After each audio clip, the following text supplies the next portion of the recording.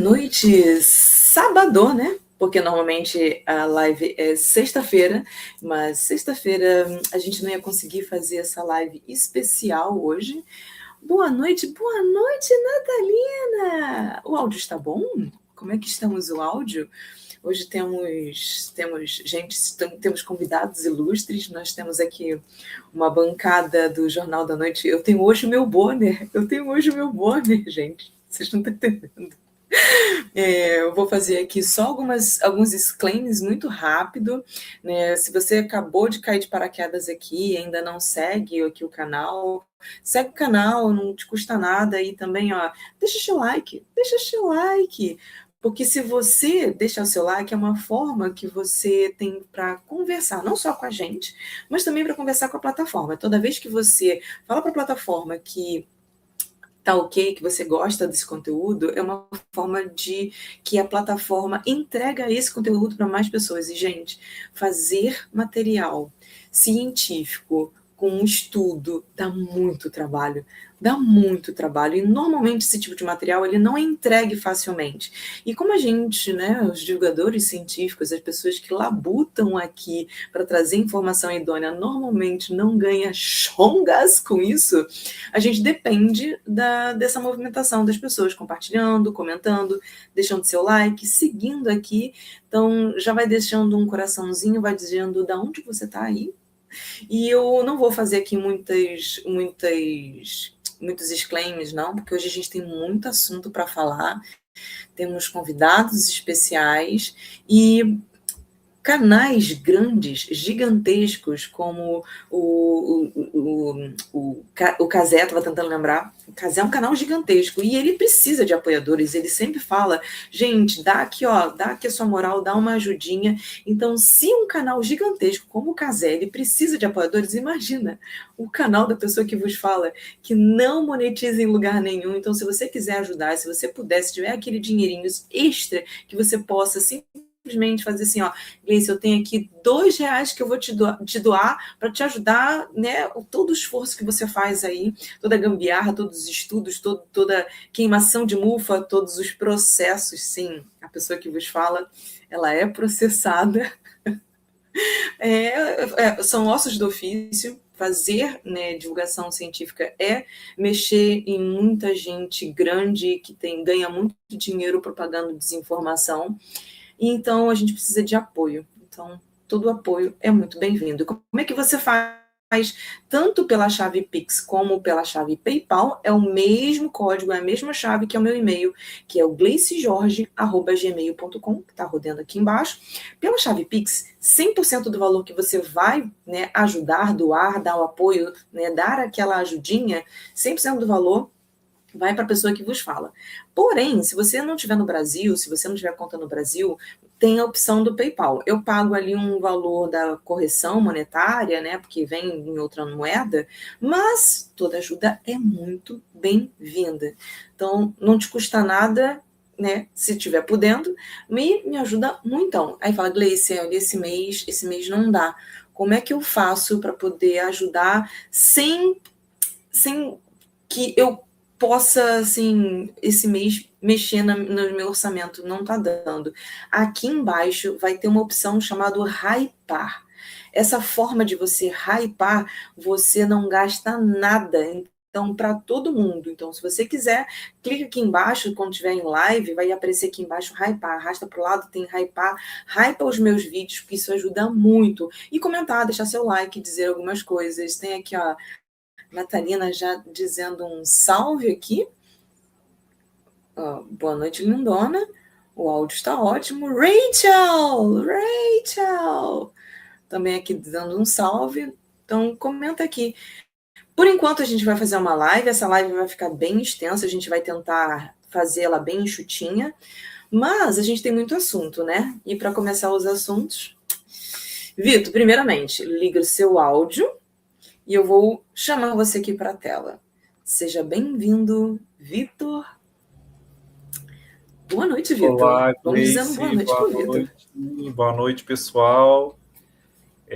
Muito obrigado. Eu tenho que botar o fone, senão eu não escuto o Vitor. Sim. A gente vai fazendo, né? Vai lidando do jeito que dá aí para poder conseguir se comunicar. Mas, primeiramente, muito obrigado pelo convite, né? A gente vem trocando muitas informações importantes sobre a realidade dos fatos, das coisas que vêm acontecendo, né? E debatendo o quanto que é difícil, né? A gente trazer um pouco da realidade das coisas que não é tão simples quanto as pessoas falam, né? Para quem não me conhece, vou fazer uma breve apresentação. Eu sou Victor, criador da página victor.conversa. Há mais ou menos uns 3, 4 anos eu falo sobre principalmente a fibromialgia, quando eu recebi o diagnóstico.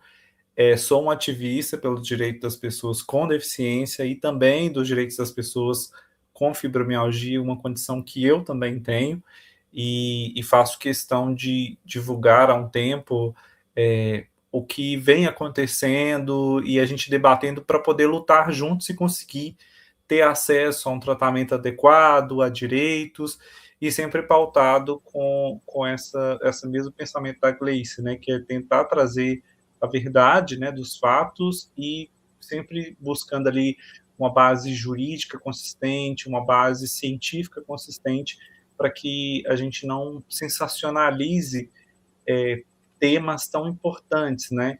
E trazendo também temas sociais, como é o caso do que aconteceu aí com o Enamed, que a gente vai debater daqui a pouco, né, Gleice? Nós vamos catucar no vespeiro. Nós precisamos falar do Enamed, que é uma coisa que a gente viu agora, né, sendo materializado, mas na realidade a gente vem vendo diariamente, né, Vitor? Porque nas nossas páginas a gente tem essa comunicação muito direta com outras pessoas, né? Por você expor. Eu não sei se você se sente à vontade de dizer os seus outros diagnósticos que você vem investigando recentemente, mas por você expor nas redes sociais um pouco da tua realidade, as pessoas vão até você e acabam relatando, e com certeza eu acompanho, a gente compartilha, a gente faz collab nos nossos vídeos, a gente vê os comentários das pessoas falando justamente da falta do conhecimento dos profissionais da área de saúde, e o Enamed nada mais vem sendo a consolidação, vamos chamar assim, né, do que a gente vem apontando, né? Exatamente. O impacto social ele vai muito além do número, né? O número ele mostra que se isso tivesse sido feito também há muitos anos, que provavelmente essa realidade já teria sido mostrada.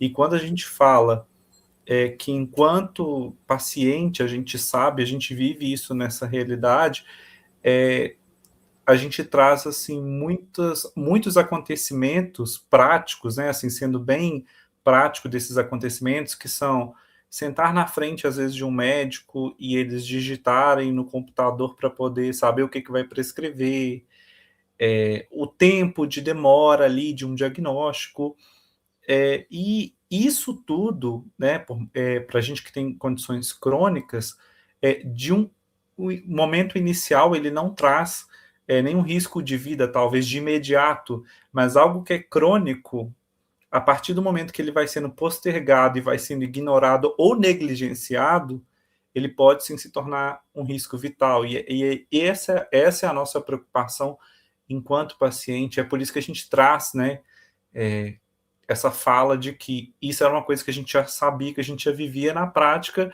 e foi uma realidade escancarada e exposta para a sociedade, que está incomodando muita gente, inclusive, né?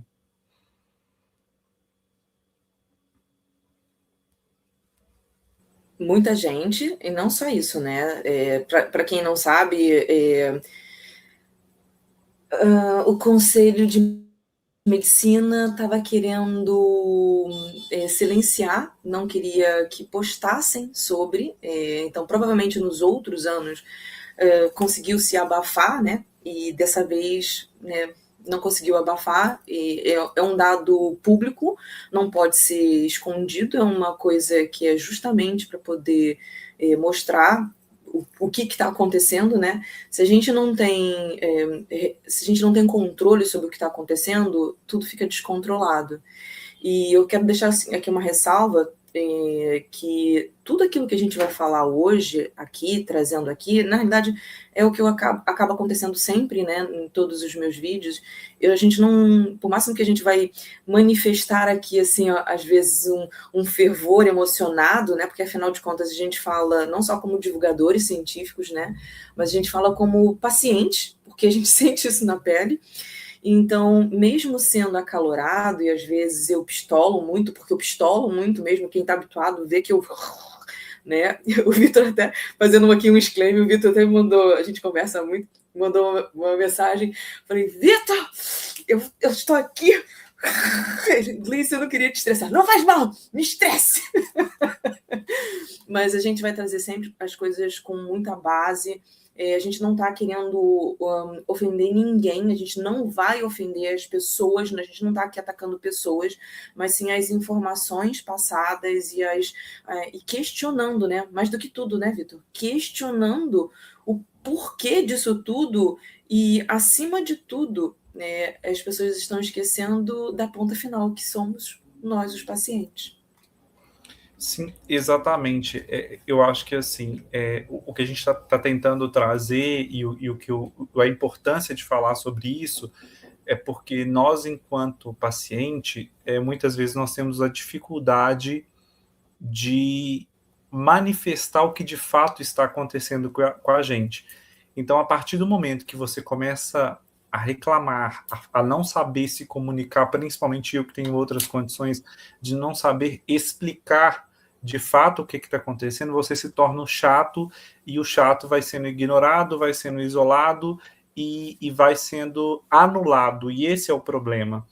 Só que a partir do momento que você tem um exame nacional que mede ali o conhecimento assim básico, né? Porque nós estamos falando da formação inicial, básico de um profissional da saúde, importantíssimo.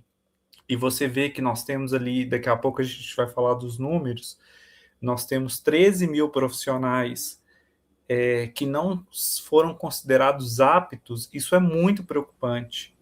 Isso é muito preocupante, porque nós Deixa eu acrescentar, são 13 mil profissionais, desculpa que eu tô com delay, são 13 mil profissionais que tiraram nota 1 ou menor. Isso. Ainda tem outros profissionais, né, tem mais, que tiveram notas baixas, que não chegaram a 4, mas esse percentual de profissionais com baixa capacitação para vamos chamar de apto para atender pacientes. Estou tentando aqui medir as palavras, porque o Constantino está trabalhando muito. Então, para estar apto a ter esse atendimento, então, assim, esses 30% que está falando, né, esses 13 mil profissionais, eles tiraram 1 ou menos. Mas continua.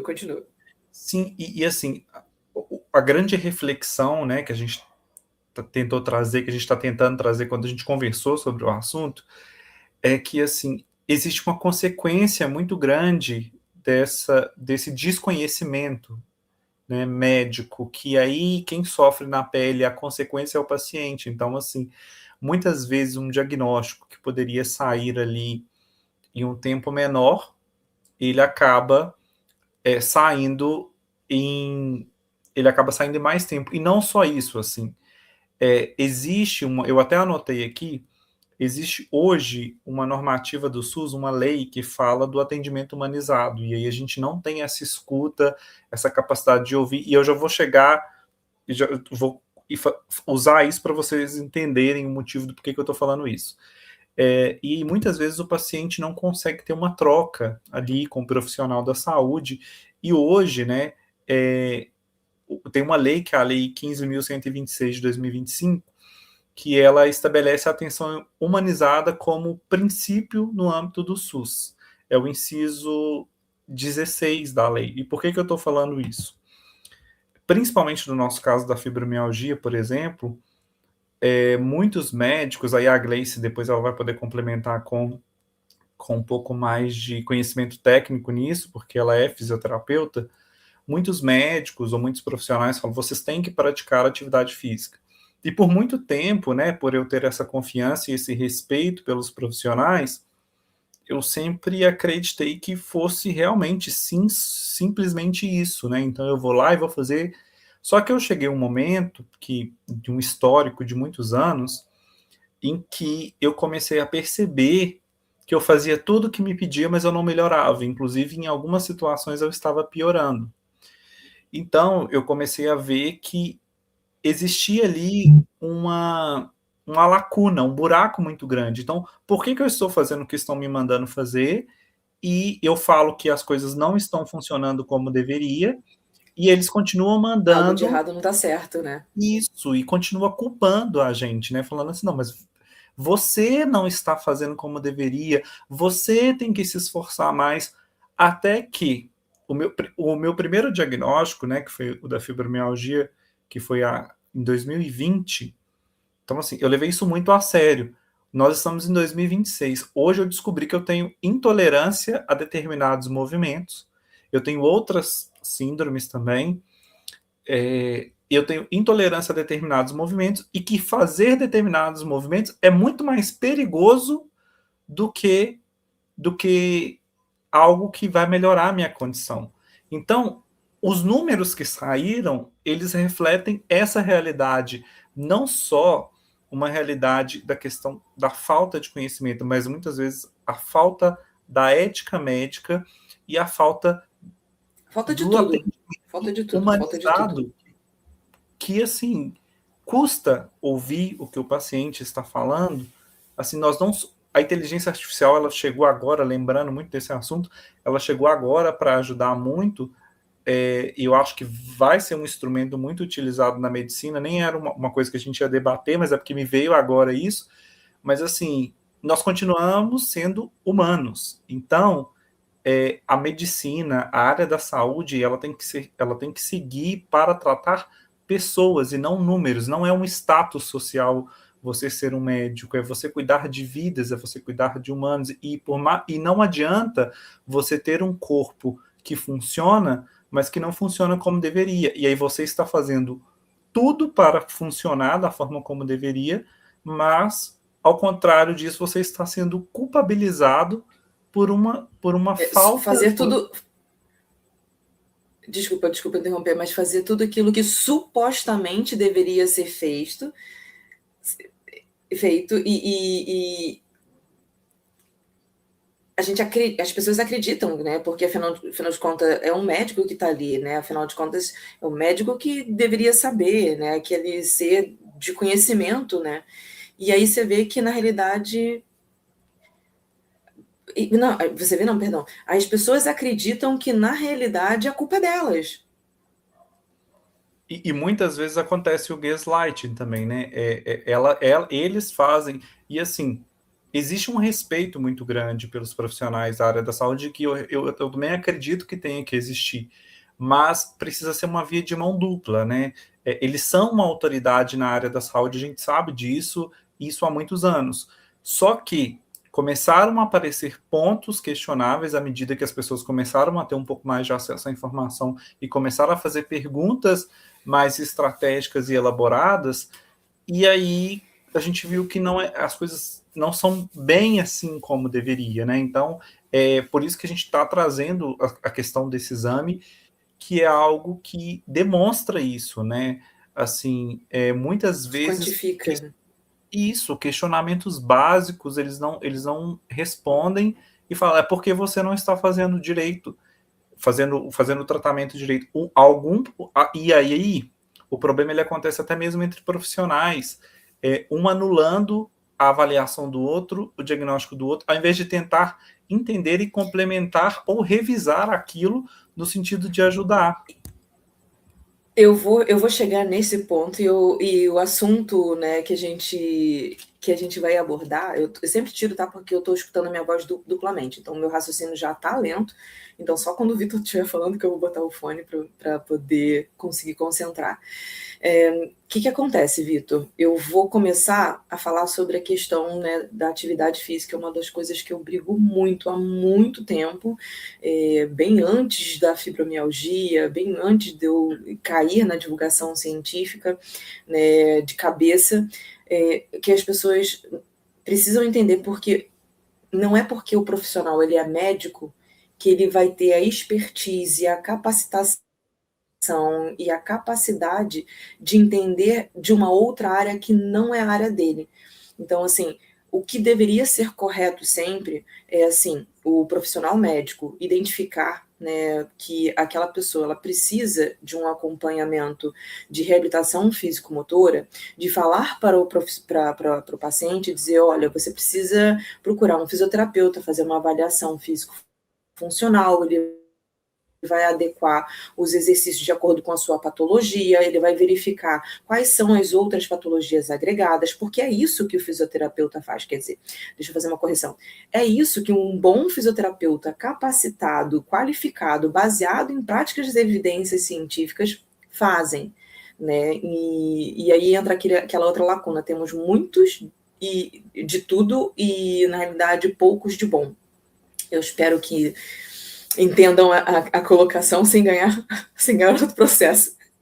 Temos muitos profissionais e, infelizmente, não, essa nota, né, que foi feita aí do Enamed, eles são um espelho do que todas as outras áreas também estão, né? Também tem essa defasagem, essa baixa qualidade de conhecimento em geral.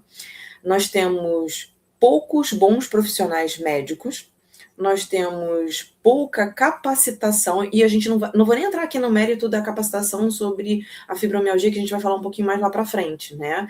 Mas, assim, pouca capacitação básica, porque quando a gente fala sobre formação médica, formação na área da saúde, o atendimento humanizado, ele é um preceito básico, inicial, que não teríamos que estar pedindo e exigindo o básico do inicial.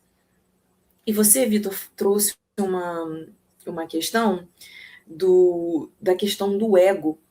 O profissional médico ele não está ali para ter um status. A medicina já foi a época de ser o status. A medicina ela é um dos pilares da saúde, né? A gente fala sobre tratamentos de saúde e a gente fala sempre em multidisciplinar e, né, transdisciplinar, porque a gente precisa dessa troca e desse conhecimento. E só para fechar aqui em relação a isso, ainda tem que falar só mais uma coisa em relação ao exercício. Pessoas com síndromes debilitantes, dores crônicas e fadiga crônica, elas precisam de um acompanhamento especializado, porque o nosso corpo ele não responde da mesma forma do que uma pessoa normotípica. Nós fadigamos mais rápido, a nossa recuperação é muito mais lenta, a nossa resposta fisiológica e metabólica é outra, então o profissional ele tem que ser muito mais qualificado e capacitado para entender o que são dores nociplásticas, qual é a resposta de um esforço nociplástico, o que ele afeta a parte cognitiva, como que a parte cognitiva interfere diretamente no ganho de massa muscular. Então, se ele não entende nada disso, ele não deveria, né, estar opinando. E só para fechar aqui com o assunto e a gente dar continuidade, já se foi a época no qual o patamar mais alto do conhecimento da área da saúde era a medicina. Não é. A ciência, ela está acima, né, de qualquer questão. Gleice, a ciência, ela responde tudo? Ela é eficiente 100%? Não, a ciência não se provém disso, ela não está baseada nisso. A ciência ela vem buscar a melhor resposta possível, com a maior segurança possível, com a melhor evidência possível, com a menor influência possível. Isso quer dizer que vai estar sempre a gente analisando as melhores colocações sobre aquilo que se tem no momento, conforme a gente vai estudando mais, analisando mais, a gente vai podendo, né, direcionar. E quando a gente fala sobre, né, a questão do médico, provavelmente o Vitor já deve ter escutado muito isso, eu escuto como fisioterapeuta e como divulgadora científica. Você quer saber mais do que o médico, Vitor? Sim, eu sei mais do que o médico. Muitas das vezes nós sabemos muito mais do que muitos médicos, porque a gente estuda pra caceta. Sabe, só também sobre esse assunto, você tocou em dois pontos muito importantes que fazem parte da minha realidade, né?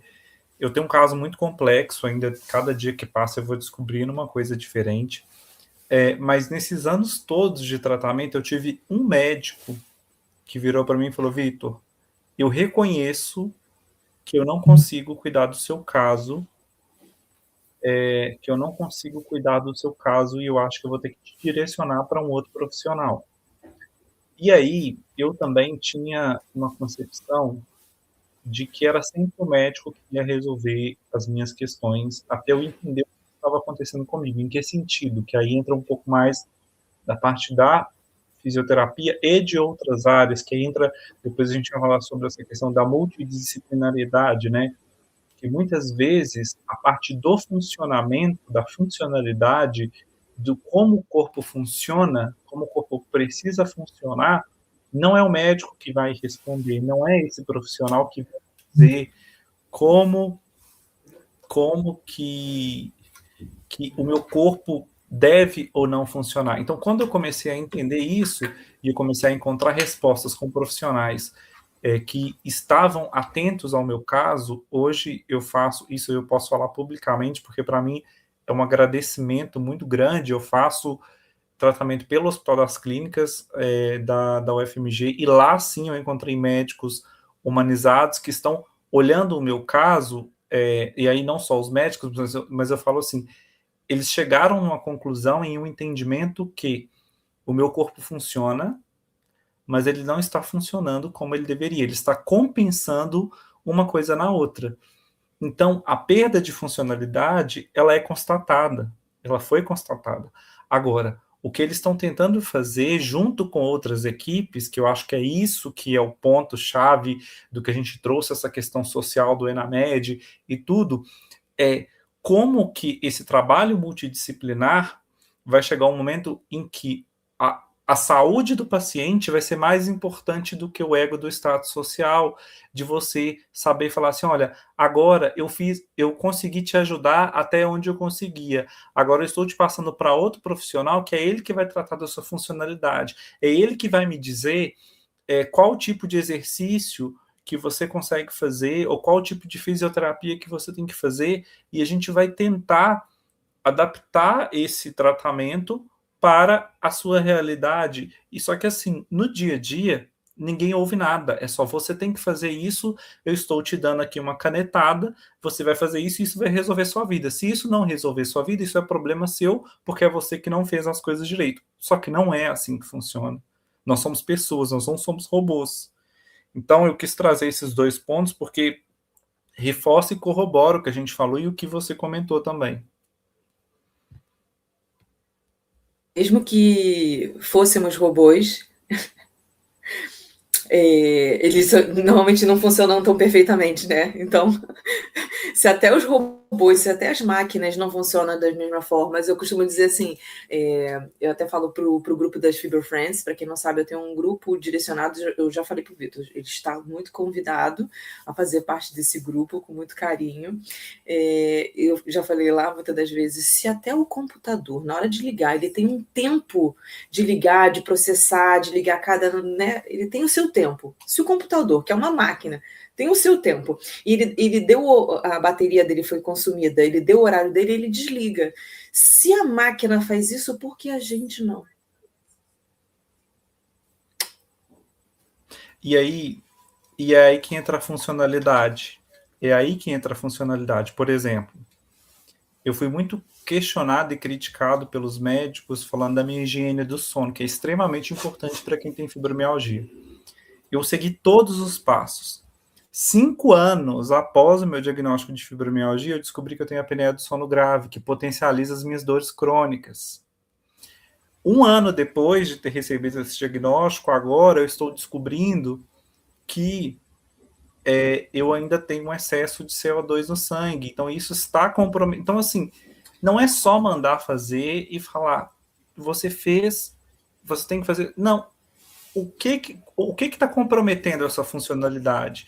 Qual que é o trabalho que eu vou ter que passar para o fisioterapeuta, para o psicólogo, para os outros profissionais Mas que aí, vão... Vitor, aí eu vou te cortar, eu vou te cortar para poder dizer uma coisa muito interessante. Como a pessoa vai conseguir ter esse discernimento? Quando a pessoa tem o conhecimento. Então, o profissional que está ali te acompanhando, não, eu vou falar profissional da área de saúde, porque a gente está falando de qualquer profissional dentro da área de saúde. Ele precisa ter expertise, ele precisa ter conhecimento. A gente conversando, né, sobre o seu quadro clínico, não vou falar muita coisa, né, mas a gente falou, Vitor, talvez o seu... Né, é uma coisa que eu entendo um pouco, então talvez essa sua condição é por causa daquela outra questão que a gente, não vou dizer aqui, se você não quiser, claro, Sim, não, fica à pode falar, vontade. tá tudo Aquela sua outra danos, né? questão que você foi diagnosticado, não sei o quê. Isso, eu falei, pode falar, não tem problema não, do Ehlers Danlos. Então, assim, é como se a gente, nós pacientes, quando você fala assim, a gente conhece mais, sim, a gente sabe quando o quebra-cabeça não está encaixando. A gente não pode pegar uma coisa que é física, que compromete a funcionalidade, não que o mental não comprometa, e jogar a responsabilidade toda em cima do mental. E falar assim, isso é porque você tem depressão, isso é porque você tem ansiedade. Não, as pessoas precisam dar atenção, dar atenção aos cuidados. Igual eu tenho neurodivergência, mas eu não posso justificar tudo em cima disso. A parte física continua comprometida, eu continuo com esse comprometimento da funcionalidade. E quando a gente fala de comprometimento de funcionalidade, o que é esse comprometimento para quem não sabe? É dificuldade de realizar atividades diárias. Às vezes até mesmo tomar um banho, às vezes ir para certos lugares, estar em certos lugares, fazer certos tipos de coisas, às vezes lavar uma vasilha, demorar mais tempo do que as outras pessoas, ou nem conseguir fazer. Então, é perder essa capacidade de realizar atividades enquanto as outras pessoas estão vivendo a vida delas normalmente. E a gente está tentando ali recuperar isso. É porque para a gente acaba sendo muito mais difícil. Coisas como, por exemplo, a gente tem que analisar e esquematar todas as possibilidades. Eu tenho que tirar o fone, senão eu escuto a minha voz e não consigo raciocinar. A gente tem que esquematizar todas as possibilidades, esquematizar todas as plausibilidades do que vai acontecer e contar com o inesperado para fazer uma coisa simples. Vou dar o exemplo, né? E como o nosso raciocínio acaba sendo um pouco mais lento por causa do cansaço físico, cansaço cognitivo, tem vídeo aqui no canal que eu falo sobre isso, gente. Não vamos estender muito nisso, não, senão essa live fica com 6 horas e a gente não consegue falar de todos os assuntos. É porque é muito assunto para falar.